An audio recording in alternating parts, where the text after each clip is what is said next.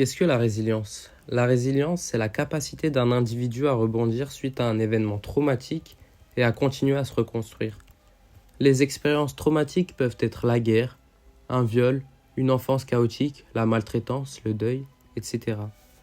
Cyrulnik insiste sur deux mots dans son livre Mourir de dire, pour qu'un sujet ait les meilleures chances de résilience: le soutien et le sens. Le premier, le soutien, c'est la manière dont la personne est entourée socialement et affectivement. Quand l'enveloppe sensorielle autour d'un individu est riche, elle agit comme un bouclier, une résistance, et permet la reviviscence. Le soutien est un frein à la dépression et aux atrophies cérébrales, qui peuvent être la conséquence d'isolement affectif. Le deuxième, le sens, c'est de donner une signification à notre vie. Savoir qui nous sommes donne du sens à notre existence. Connaître les traditions familiales et culturelles donne du sens à notre existence.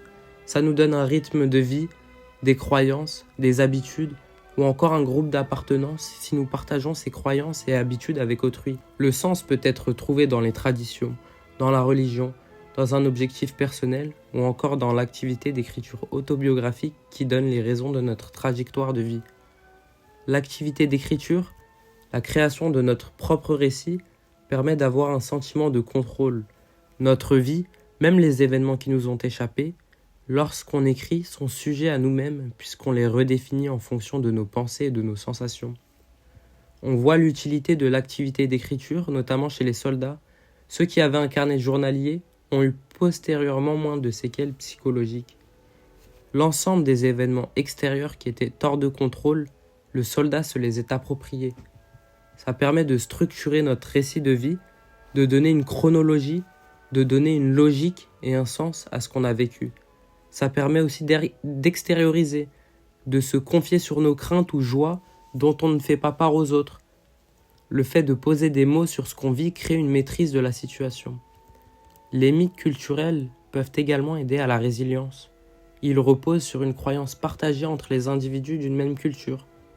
Si le mythe dit qu'un enfant abandonné a toutes les chances de réussir puisqu'il a connu les pires souffrances, alors les enfants abandonnés dans l'après-guerre ont plus de chances de résilience grâce au pouvoir soutenant de ce mythe culturel qui les pousse à réussir. A l'inverse, le mythe peut aussi avoir un effet pernicieux s'il dit l'inverse. Les enfants abandonnés sont une plaie pour la nation.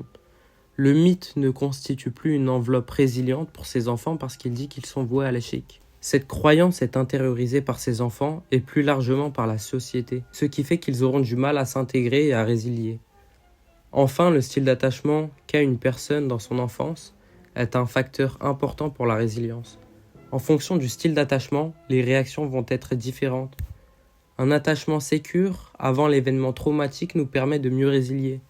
La figure d'attachement est une base de sécurité qui nous donne une estime de nous, une envie de découvrir le monde et nous intériorisons ce modèle relationnel. On a plus d'allant à aller vers les autres, ce qui constitue un équipement résilient.